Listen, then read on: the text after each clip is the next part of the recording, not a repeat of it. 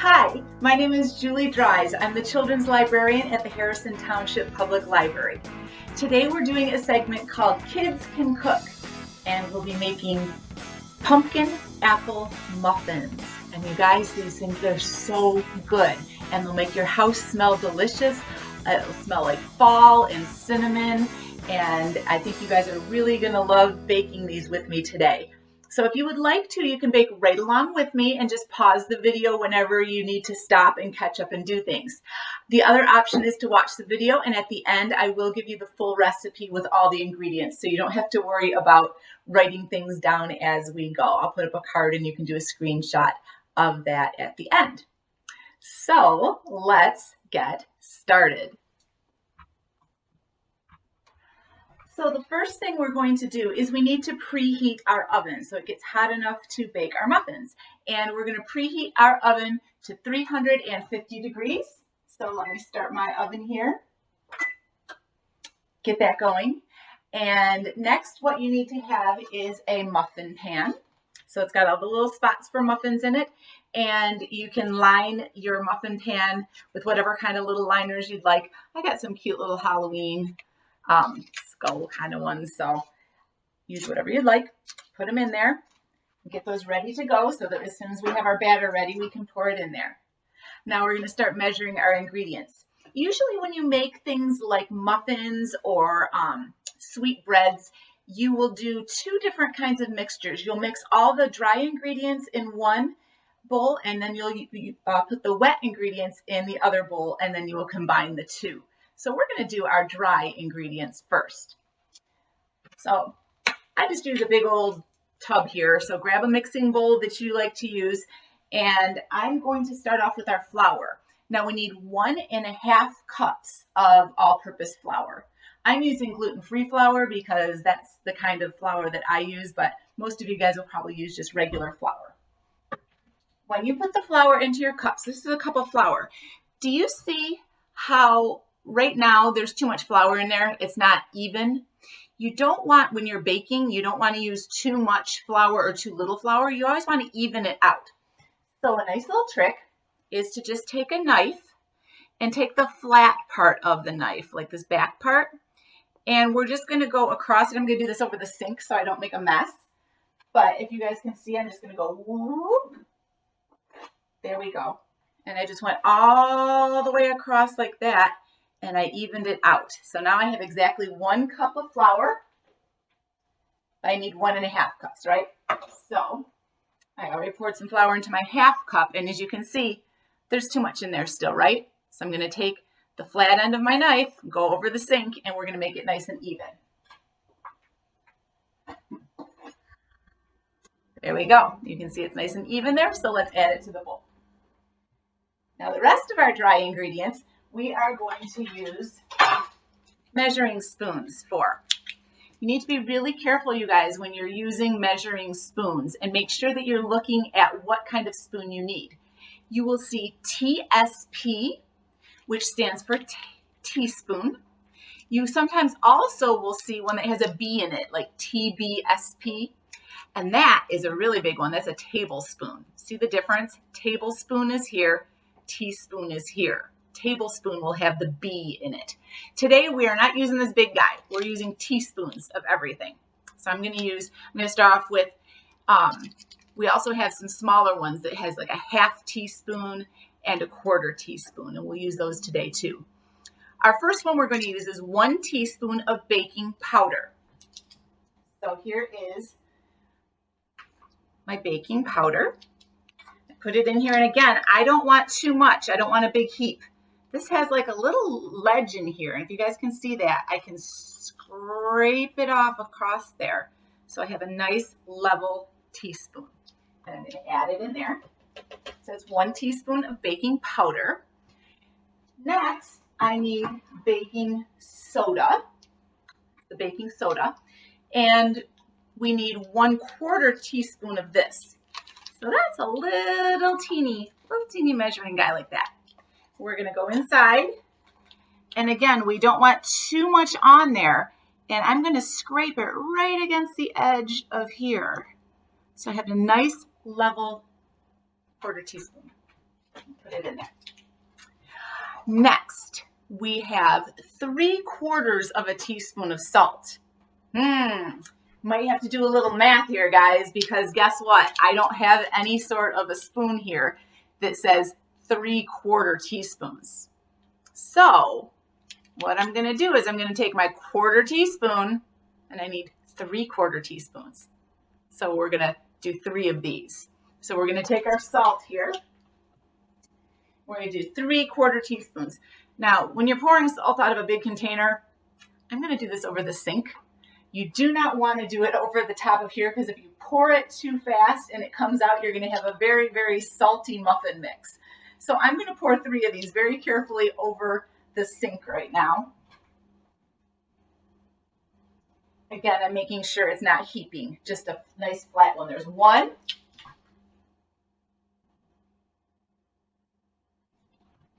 2.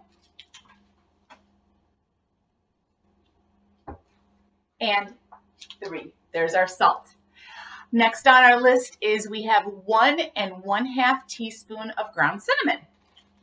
So we will start off with 1 teaspoon. We'll put it right inside of our cinnamon container here. I'm going to shake this to try to get it even this time. If I wanted to, if I had it too much in here, I could scrape it off with my knife like I did with my flour. But this looks pretty good. So I have 1.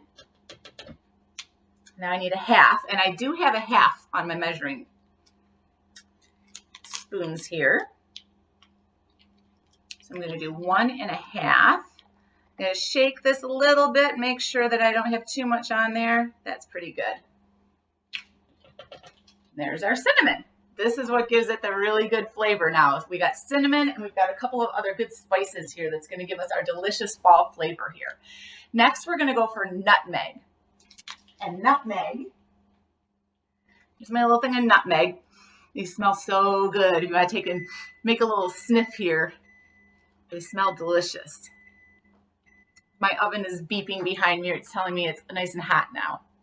So here we go. We've got 1/4 teaspoon of our ground nutmeg we'll add. And one more spice that's really great for fall is ginger.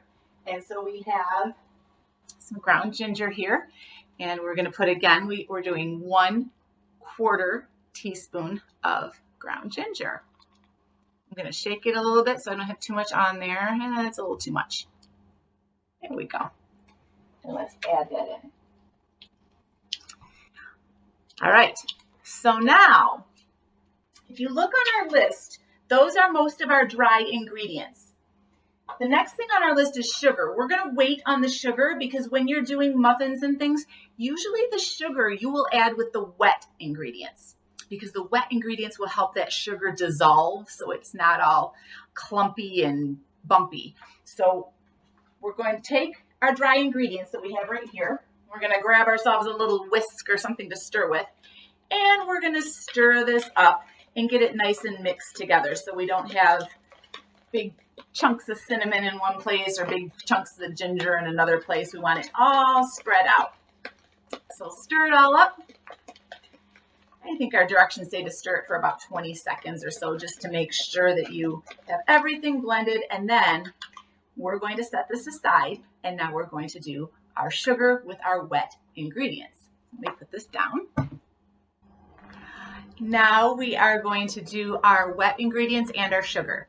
So I started off with my sugar, and I'm using a different mixing bowl here. And I've already measured in the amount, which is 1 1/4 cup of regular, just white sugar, granulated sugar. So that's in here already. Now we're going to start adding the wet ingredients to it. So next on our list, we have 1/4 cup of vegetable oil. That's just your like cooking oil stuff. So I have already poured some of these, so you guys don't have to sit and watch me pour and make a mess. It gets a little messy pouring, so make sure that you do this over a sink or a counter or something that you can wipe off. But I have my 1/4 cup of my vegetable oil, which I'm going to pour right in there. Okay. The next thing we have is some applesauce. And when you buy the applesauce for this, Don't get the sweetened kind. This has plenty of sugar. We've got a lot of sugar in this already. So just unsweetened applesauce. And we have 1/2 cup. Again, you notice that I leveled it out, so it's not too much. I'm going to put it in here. And since this is kind of sticky, I'm going to take a little spatula here and make sure I get all that good stuff out. So scrape it. There we go. Next, we have the pumpkin. You knew we had to have pumpkin, right? Because these are pumpkin apple muffins. We've got some applesauce in there. Now we get the pumpkin. The pumpkin for this, you just want a can of regular pumpkin puree, not pumpkin pie filling. Pumpkin pie filling has all the spices and all the sugar already. We've already got our sugar and spices. You just want plain pumpkin puree. If your family scoops out pumpkins and likes to save the guts inside the pumpkin and make your own pumpkin puree, you can use fresh stuff that you've made yourself too. But we need 1 cup of it. So I have scooped out 1 cup of beautiful pumpkin puree. I'm going to add this to our mixture too. And again, I'm going to use my spatula here to get all the good stuff out. So we'll make sure everything gets into our bowl.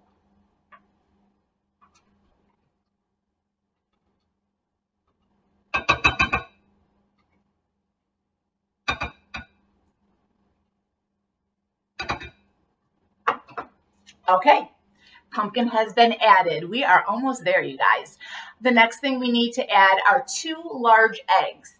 And if you don't have experience cracking eggs, you may want to ask a grown-up for help for this, because when you crack the eggs, you want to make sure you don't get any shells inside of your mixture, because that would be kind of gross to bite into an eggshell in your muffin. So if you need to stop and get a grown-up to do this, go for it. We're going to need 2 large eggs. So I'm going to crack them. And there's 1. And let's do another one here.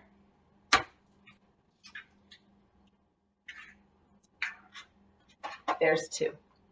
We have 1 more thing to add, and then we are done putting our ingredients in. Our last thing that we're going to add will give us a little bit more apple flavor. We are going to use some apple cider. And the apple cider is good to have too, because if you buy some apple cider for this recipe, the apple cider is really delicious if you drink some of this while you're eating one of our pumpkin apple muffins. They go really, really well together. So all we need is a 1/4 cup. I used one of these kind of measuring cups here. This is really the best kind to use if you're using a liquid that you need to pour. It has the spout that lets you pour out, and it measures the liquid a little bit better than the cups do. So we're just going to pour this in. There we go. And now we just need to do a little bit of stirring.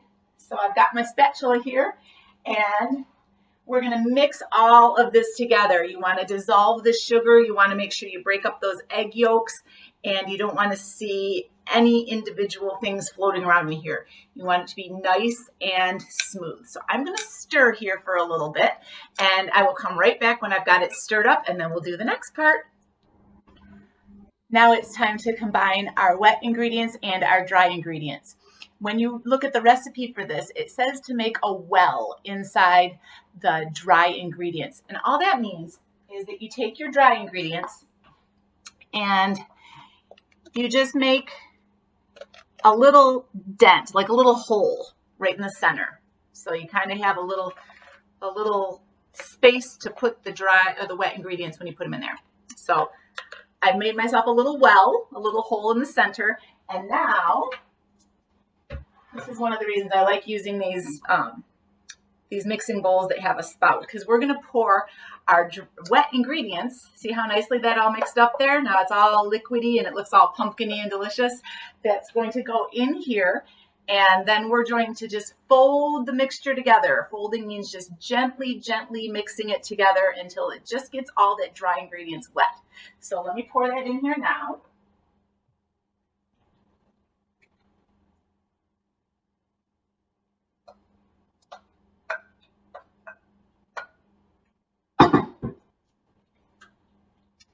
And then we're just gonna gently fold. See how I'm just gently stirring it? I'm not going crazy. You don't want to do that.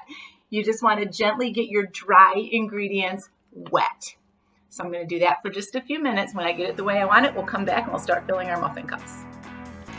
Okay, we have a batter going on here. You can see we got it nice and thick. Everything is mixed up. We don't have any dry clumps. Make sure you get the bottom really well so you don't have any dry clumps sitting down there at the bottom. You want it all nice and mixed in there. And now we get to fill our muffin cups. This can be a little bit messy, but I like to use like a ladle that you would use for soup. Sometimes that's really good for getting just the right amount in there. You could try pouring, because I do have a pouring spout on it.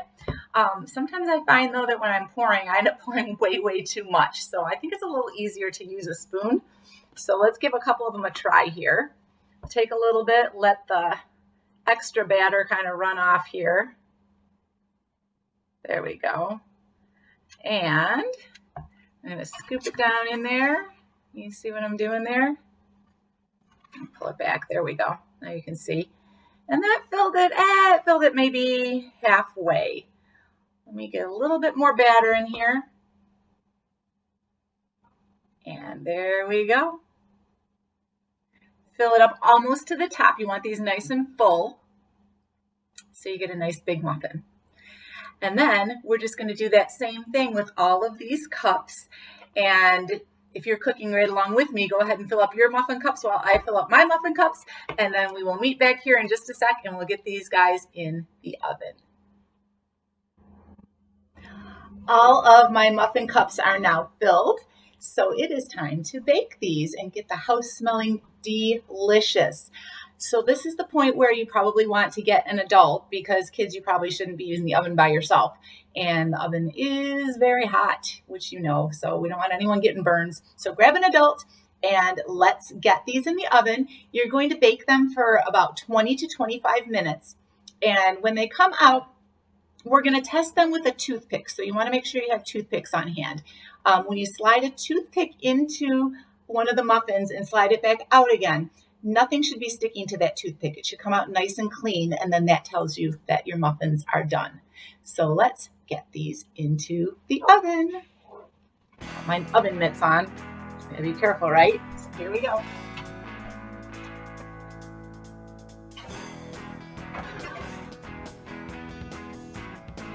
All right, I'll see you as soon as they're done. All right, guys, it's almost time to take the muffins out of the oven. Now, mine took a little bit longer to bake than it said on the directions. The directions said that they would be about 20 to 25 minutes. Well, I took my toothpick and I tested them at that time, and mine were still goopy. They were not baked yet. So mine had taken more like a half hour. So I'm going to try taking them out again. We're going to do our toothpick test, and we're going to see if they're ready. When you take yours out of the oven, make sure that you get an adult to help you with this, because we want to make sure nobody ends up with any burns. So let's see what happened to our muffins here. My house smells amazing, by the way. Oh my gosh, I can't wait to eat these. They smell so good.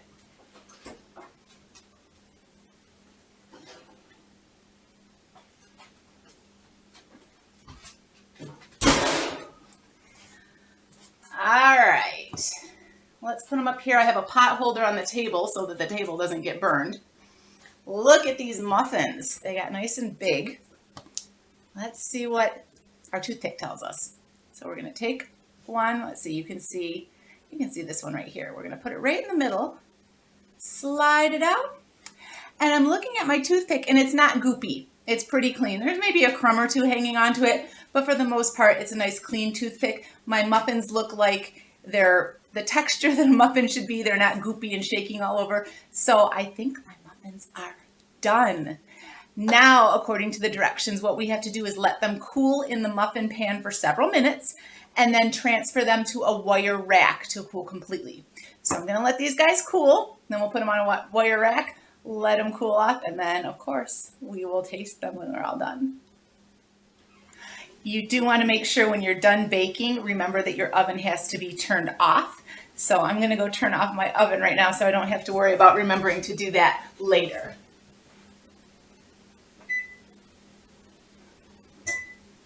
There we go.